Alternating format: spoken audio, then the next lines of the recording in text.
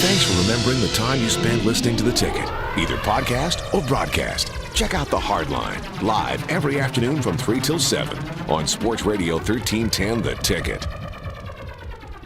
Did you guys hesitate and allow the Red Sox to get into this fray where if you'd have pulled the trigger immediately at any point, it would have gotten done and they'd have never even gotten in it?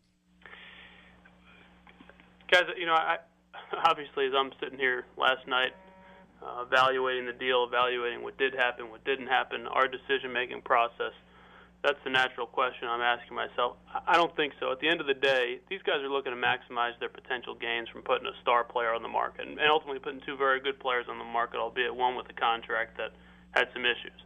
And my sense is all along that these guys were going to get the best deal they could, regardless of the timing. They had an owner that was overseas in Europe that provided a delay as far as getting the proper authority to pull something off. And end of the day, I'll never know 100%, but my sense is that they were going to shop the deal and get the best value they could, as we would if we were in their seats. So my sense is that, that's something I'm going to think about for a while. I don't think that was the determining factor. So there's a report coming out of Boston right now, JD, that says that the hesitation on you guys' part is what allowed the Red Sox to sniff out the deal and find something, put together a competitive package. So do you totally knock that down?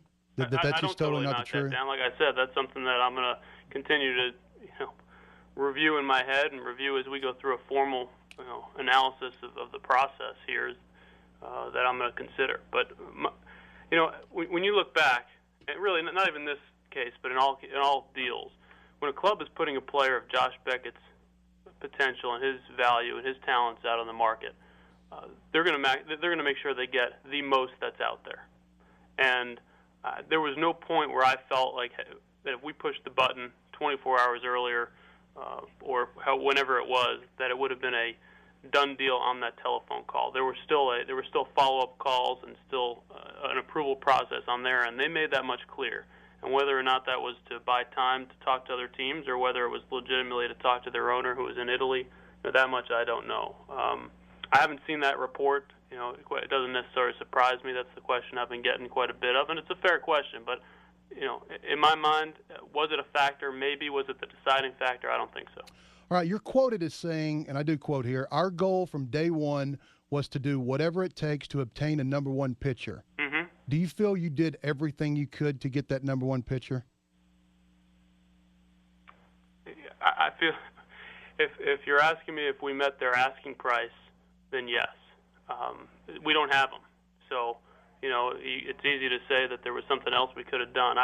I talked to Larry again. We talked about whether or not there was anything that additionally we could add, and he said no. I think ultimately, in their minds, they really evaluated Hanley Ramirez as a premium guy, major league ready shortstop that was going to contribute right away. And,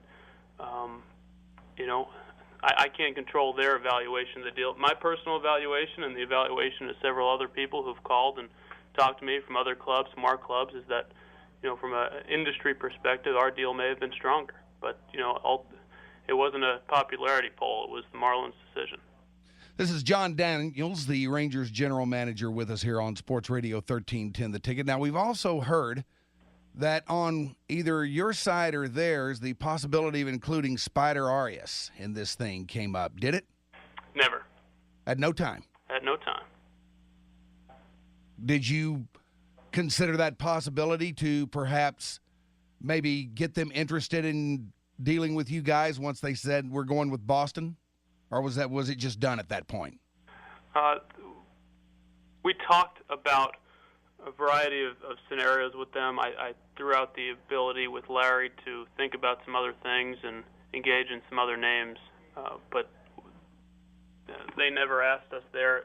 My sense is that they had Ramirez rated or evaluated higher than our guy. Mm-hmm. They didn't necessarily say that, but I think through some back channeling, some other ways, I'm pretty confident that's the case. Was there ever a possibility of getting, say, the Red Sox or maybe another team or maybe even two other teams involved in this thing? Yes, we did explore some situations where we could have gotten a player for the Marlins to make this happen, but that was not the path they chose to go down. That was something that we discussed with them. Another thing that's out there is the idea that the Marlin is about to hold another fire sale.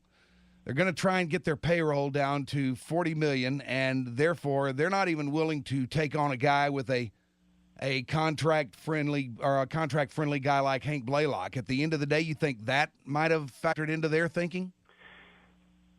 It appears to now, but ultimately, guys, this was the deal that they proposed. Yeah.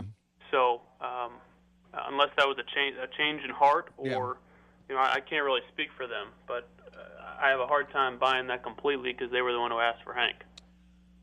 John, I'm going to get kind of unfair for a minute, okay? I mean, just please allow me to get unfair, but because this is not a fair question.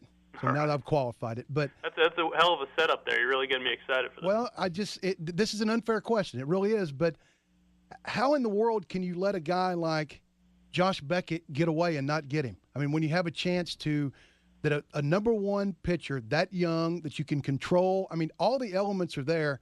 How can you not make this deal, whatever it takes? Let me ask you this. If I tell you it's going to, I'll buy your car for X amount, and you agreed to pay X dollars, would you pay X plus 50? I mean, we had what we understood was their asking price, consistent asking price that we agreed to. We were prepared to agree.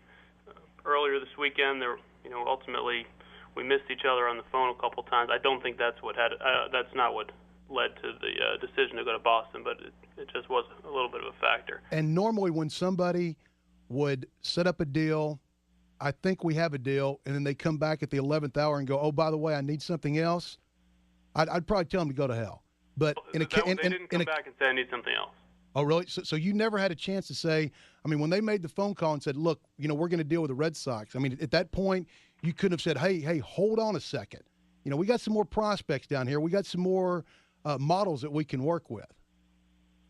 Not in those words, but I did explore if there was anything else we could do to continue the conversation and stay in the game, and that was after the fact they had already gone with the Boston deal. Was this baseball business as usual, or were you guys used by the Marlins to get the deal they wanted all along?